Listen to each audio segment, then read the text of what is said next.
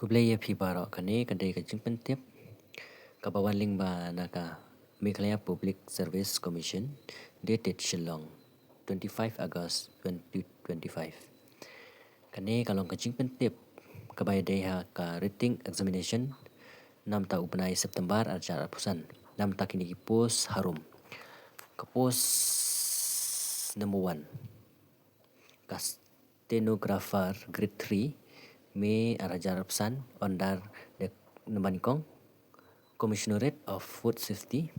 Number 2, Inspector General of Prison and Correctional Service. And number 3, Director of Tourism. But serial number 2, kadai ka Stenographer Grade I under Meghalaya Civil Secretariat, May 2025.